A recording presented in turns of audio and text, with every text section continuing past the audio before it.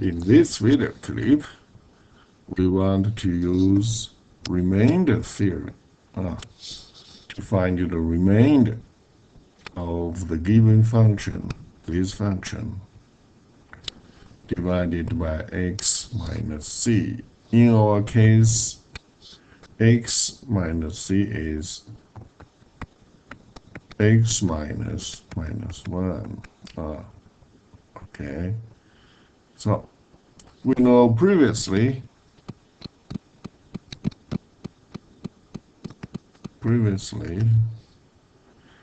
we can do synthetic division to find out the remainder.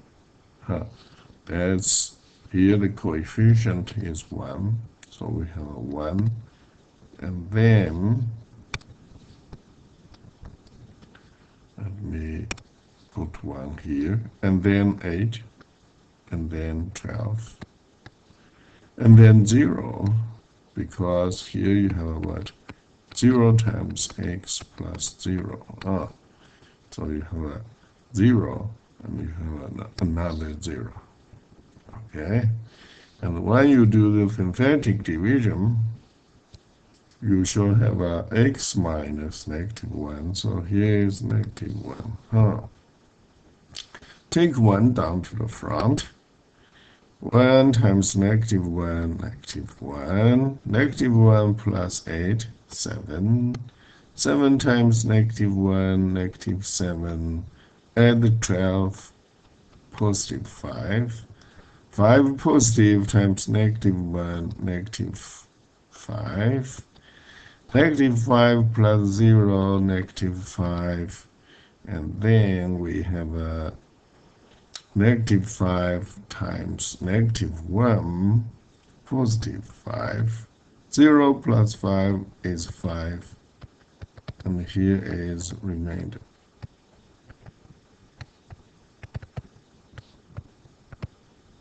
This we did by what? Synthetic division. Now, how can we do that by the remainder theorem?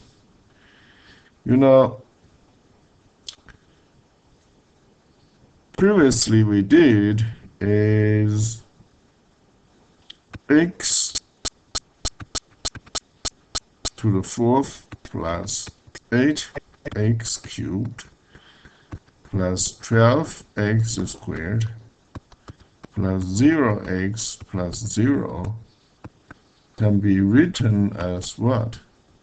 After you did this synthetic division, can be written as x minus -1 times, let me put here, x cubed, x squared, x, and here is the constant. So you may then write x cubed plus 7x squared plus 5x minus 5, and then plus 7. This is plus 5 right here. This one plus 5. This is the remainder.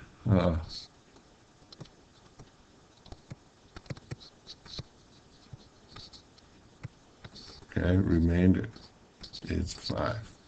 We did by using the synthetic division find out the remainder.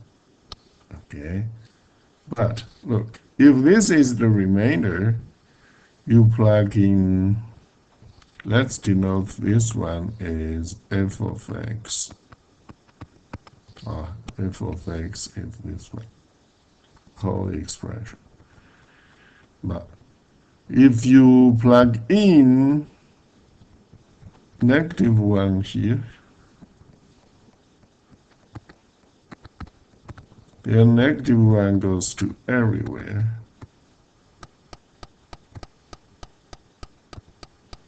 -1 goes to here as well. and it goes to here, goes to here, goes to here. Well, the term we really want to look at is the one right here. You know, you plug in -1 here, you should equal to this one, +5. But we know what, once you plug in f of -1, this quantity equals -1 minus -1. And then whatever this place end up, you do not have to calculate that. This place, you do not have to calculate that. Okay? You may put, I do not want to calculate this quantity. It's because here is what? It's because here is 0. -1 minus -1 is -1 plus 1 equals 0. So whatever you end up here, you do not have to calculate. You know, 0 times this answer will be 0. Okay, which is 10 plus 5, you have a 5. So basically, this tells us is what? If you have a x plus 1, which is x minus -1, use as a divisor, you just need to plug in this value.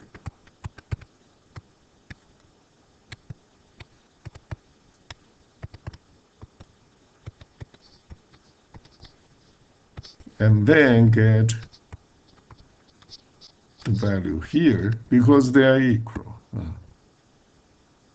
So you basically want to do is plug in -1 everywhere here.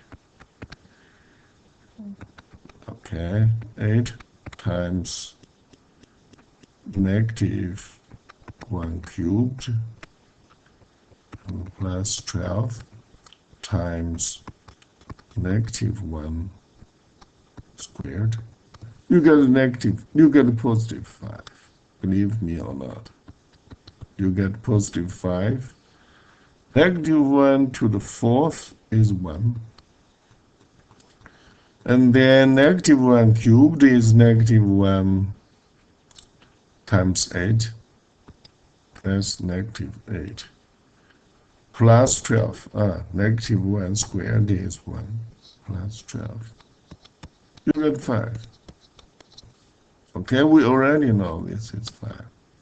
So then what? The remainder is 5. So later on, in order to find out the remainder, you do not have to do this synthetic division. You plug in the value, -1 here. You get the value here. This one will be the remainder. So remainder theorem is much powerful, very powerful. So you just need to do is calculate f of -1 one more time, plug in -1 everywhere here. -1 plug in here, and then plus 8 times -1 cubed, and then plus 12 times -1 squared, which is 5. And then that's the remainder. You do not have to do the synthetic division. Okay, so without doing the division, you can just find out the remainder for this x minus c, or for x minus -1. Plug in -1 here, you get the remainder. All right? Okay, so let's look at the second question. Second question is the same thing. In this case, we are not going to do the synthetic division. We have the expression right here. So we plug in, again, here is x minus -1, huh? So you then have -1 plug in 5 times -1 to the 6th power minus 3 times -1 cubed plus 8. Even power, +1. So here is 5. Odd power, -1. So you get 3. And then plus 8, which is 16. So this will be what? Remainder. Okay?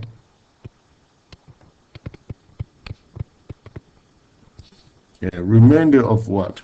Remainder of f of x, which is this big expression divided by x plus 1 without doing the synthetic division. All right? Okay, I'll see you next time.